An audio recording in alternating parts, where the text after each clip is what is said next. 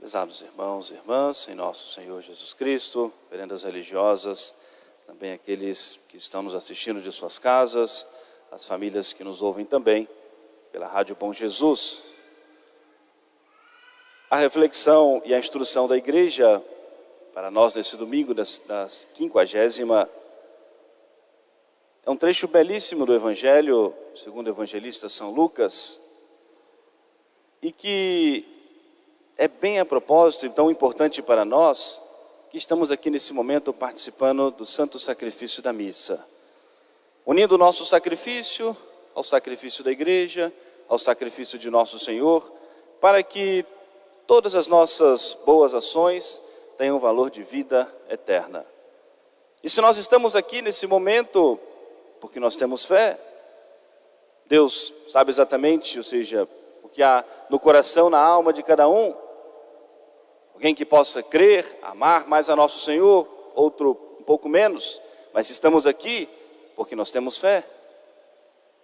E é tão importante nós pensarmos nisso, porque no Evangelho desse domingo acontece um encontro tão transformador na vida desse homem que era cego, e era cego de nascença, e que foi curado por nosso Senhor.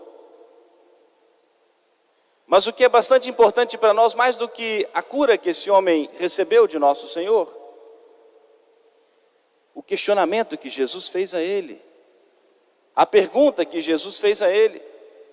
E o Evangelho é sempre trazido pela igreja, pela ação do Espírito Santo, para que possa ser vivenciado também por todos nós, e para nós ouvirmos também essa pergunta do Senhor.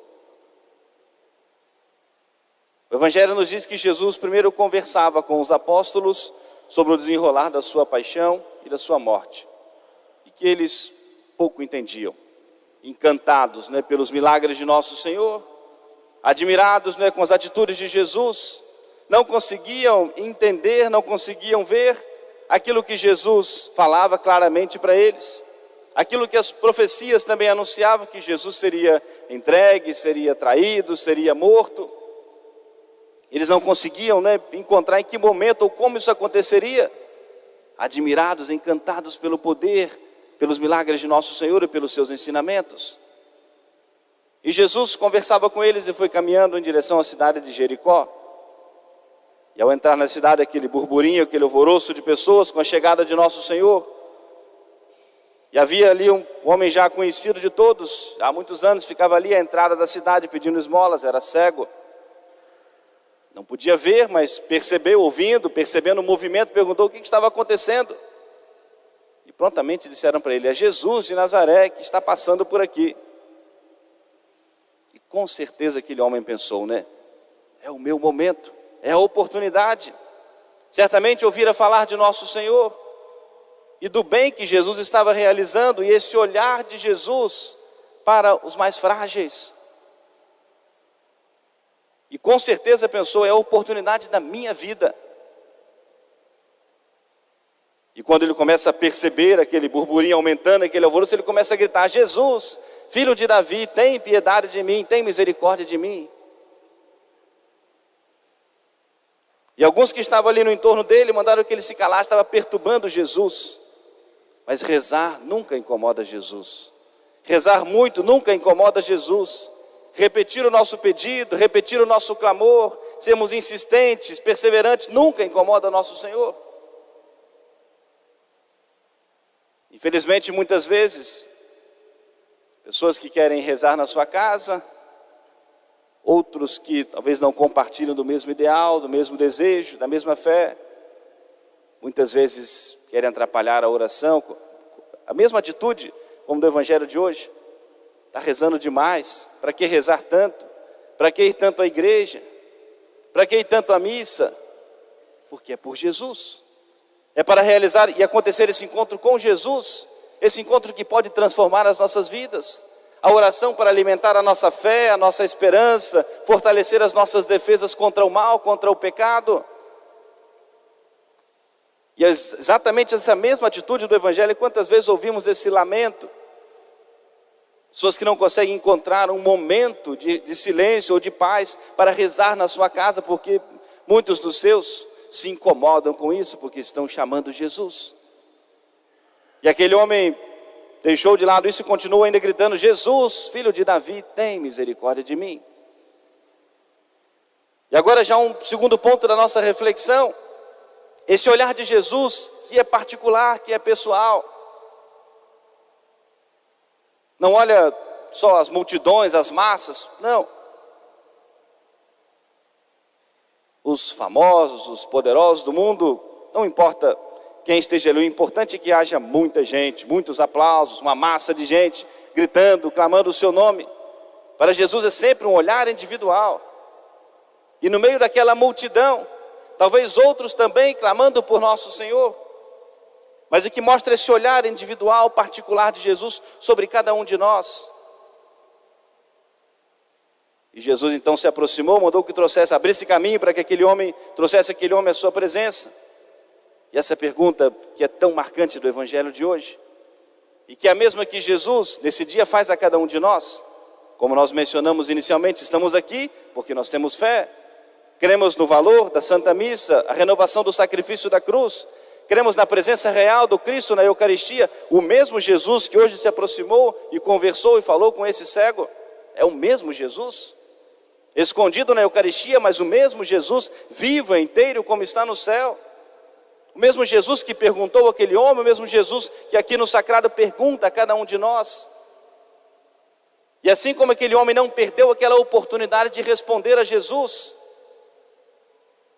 e que talvez poderia perder por toda a eternidade, não teria uma outra oportunidade, nenhum de nós, crianças, jovens, adultos, idosos, consagrados e consagradas, nenhum de nós podemos hoje retornar para as nossas casas sem responder a nosso Senhor, porque seria inútil a nossa presença aqui na igreja nesse dia.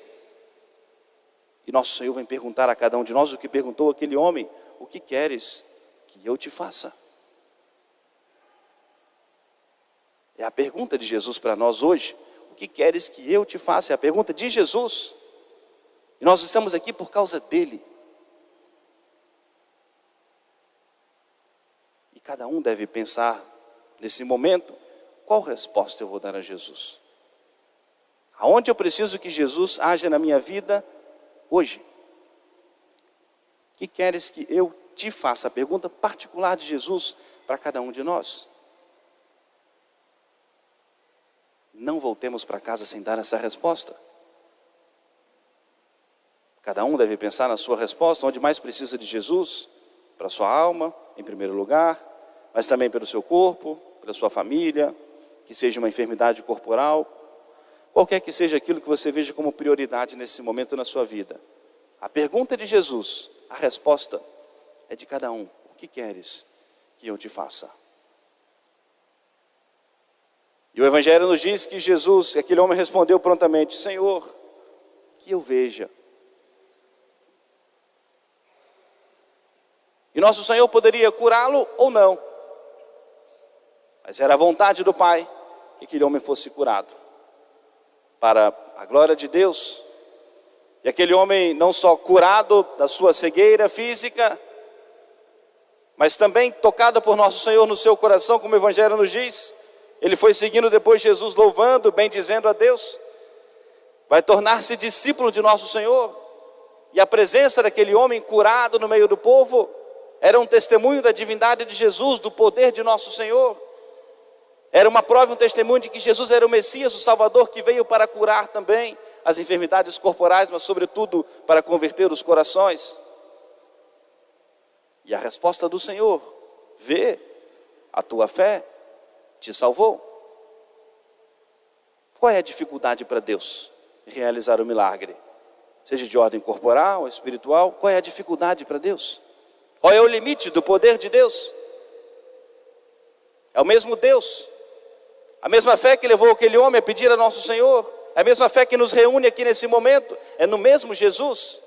E é o mesmo Jesus que vivo, real, que fala a nós por meio da igreja e fala ao nosso coração pela sua graça e pela ação do Espírito Santo.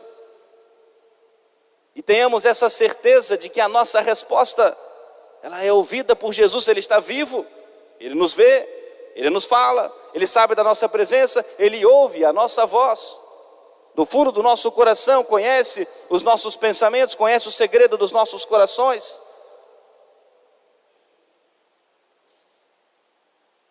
E assim como Jesus disse para aquele homem, Ele tem uma resposta também para cada um de nós, como disse a ele: vê, a tua fé te salvou.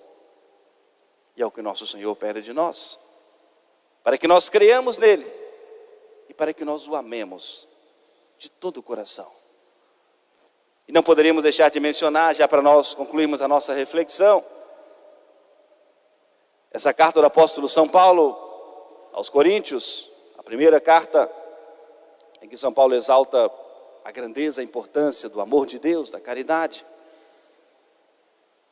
E São Paulo diz que ainda que ele fizesse tudo o que nós podemos considerar sacrifício, doação, ainda que falasse todas as línguas, a língua dos anjos, como ele mesmo diz, se não amar a Deus, se não tiver a caridade, nada disso tem valor.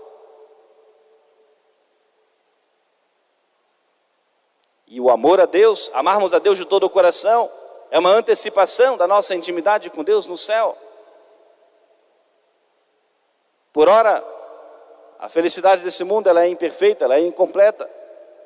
A perfeição somente no céu. São Paulo nos diz até que a fé e a esperança elas vão terminar, mas a caridade se perpetua.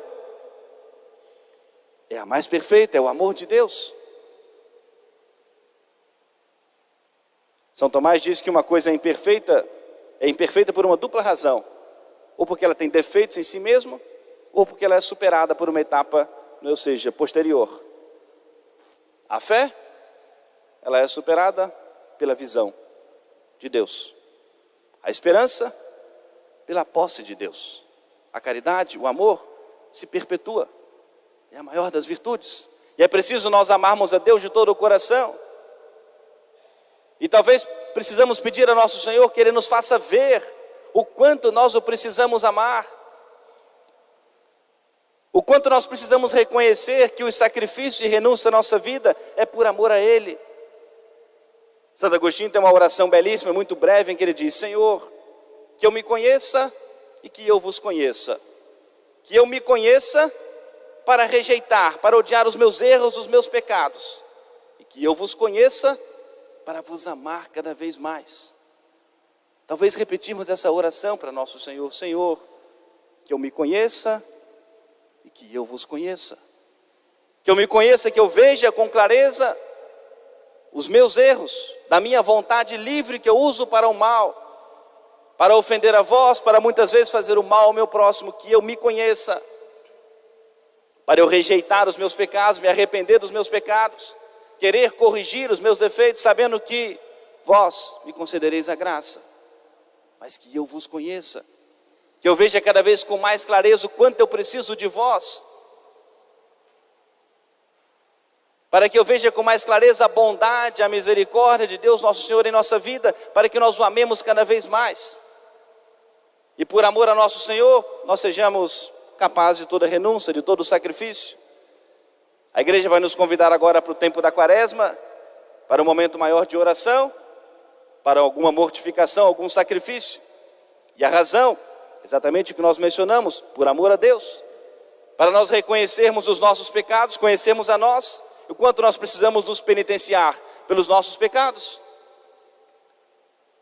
para nós sermos gratos ao sofrimento de nosso Senhor, ao sacrifício de Jesus pela nossa salvação, o seu sacrifício na cruz, para nós fortalecermos a nossa vontade, para nos ajudar a nós vencermos as tentações, aprendermos a ter o domínio da nossa vontade, dominada pela nossa razão, iluminada pela nossa fé.